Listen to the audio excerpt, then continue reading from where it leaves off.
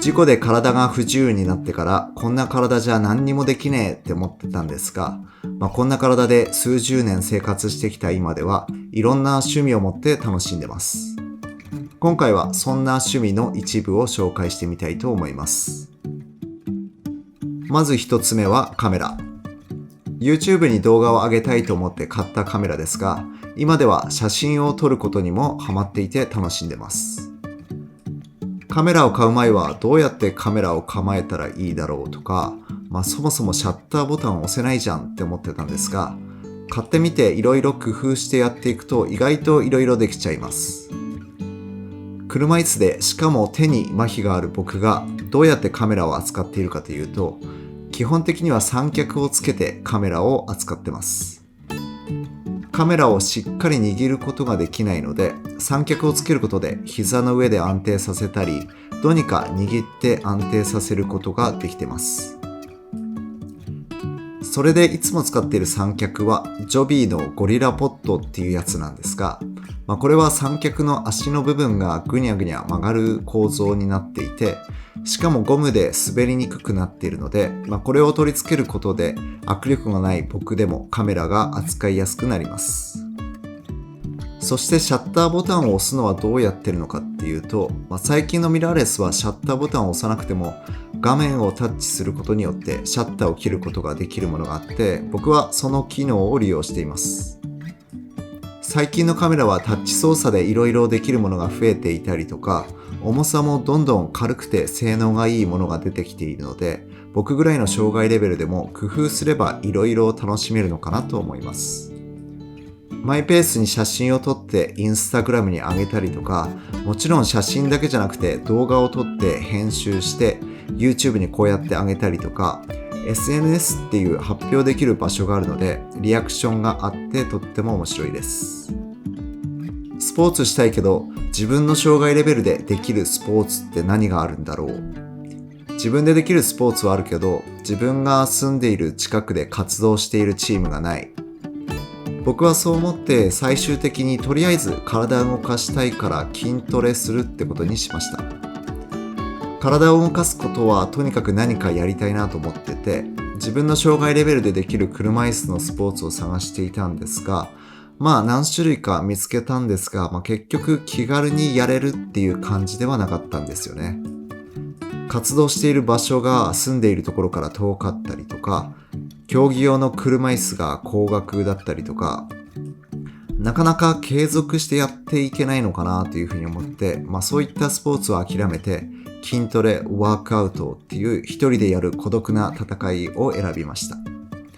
何でも成果が出ないと面白くないと思うんですが、筋トレの成果はすぐには出ないので、初めのうちはただ疲れるためにやってるって感じ。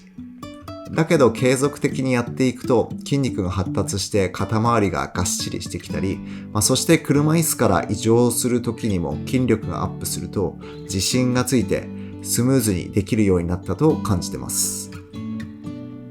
あとは筋トレをするようになってから食事も気をつけるようになって、筋肉をつけるためにできるだけタンパク質を多く摂ろうとか、野菜も食べるようにして食物繊維とビタミンを摂取しようとか、とにかく体が不自由な中でも残された身体機能を大事にしようっていう、そういった精神が養われたのかなって思います。あと細い腕が少しは筋肉が発達して盛り上がってくるので見た目も良くなって、たまに筋肉が発達したのを鏡で見てニヤニヤしています。車椅子だと少しの段差とかでいろんなバリアを感じてしまうけど、車に乗り換えれば一般の人と同じようにいろんなところに行くことができます。僕はこの体になってするの時期 2,3 年くらいは自分で運転することはできなかったんですが、それから自分で車に移乗したり車を運転できるようになって行動範囲がガラリと変わって活発にあちこち行くようになりました。電車やバスでは行きにくいところも自分で車を運転できるようになれば自由に行動することができます。普段車椅子に乗っていて近くのコンビニまで行くのにも必死でたどり着いているのに、車に乗り換えれば隣の県の大きなショッピングモールにも簡単に行けちゃいます。ただし未だに苦労しているのは駐車場の問題で、自宅を出るときはいつも決まった駐車場なのでスムーズに行くんですが、行った先の駐車場が車椅子マークの広めの駐車場を探さなければいけなかったりとか、チケット制の駐車場の場合は一人でチケットを取ることが難しかったりとか、そういったスムーズにいかないところは未だにあるんですが、それでも車椅子から車に乗り換えることで広がる世界は楽しいものです。本当に普段車椅子に乗っていて少しの段差を越えることができなかったりとか、上り坂がきつくて誰かに手を借りなければいけなかったりとか、そういった苦労が皆無なので、そういった苦労から解放されるドライブは一段と気持ちいいです。コロナウイルスの影響で自宅にいる時間が長くなってから育て始めた観葉植物。何かを育てたいと思って子供はすぐにはできないし、犬の世話も自分の体の状態だと大変そう。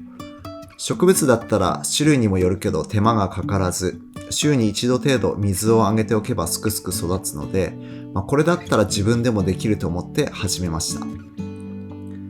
その成長の過程を見るのも面白いし、あとは部屋に置いておくと無機質な部屋がなんとなくいい感じに見えます。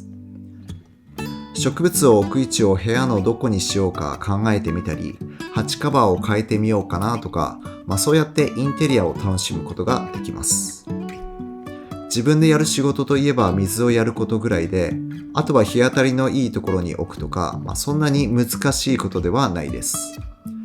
植え替えはそんなに頻繁にやらなくてもいいらしく、数年に一度でいいと聞いてるので、その時は誰かに頼めばいいのかなって思ってます。このモンステラなんて本当に成長が早くて、どんどん新しい葉が生えてきて、もうすでに窓際がジャングルです。このサンスベリアも葉の緑のグラデーションが綺麗で、置くだけでそのあたりの空間がいい感じになります。ゲームしたいけどこの麻痺した指ではコントローラーを操作するのは無理。マリオカートだって全敗だった。そこで最近ハマっているのが麻雀。パソコンでもできるし、スマホでもできて、しかも操作は牌を選んで、クリックもしくはスマホならタッチするだけ。麻雀はとても奥が深くて頭の回転が重要なんですが、体が不自由でも頭はしっかりしている僕のような人間でも一般の人と同等に戦えるゲームだと思います。基本的にはネットを通じて日本のどこかの人と対戦できて、もしくは麻雀をできる友達を集めて対戦するってことも可能です。ただし負けた時はものすごいストレスになります。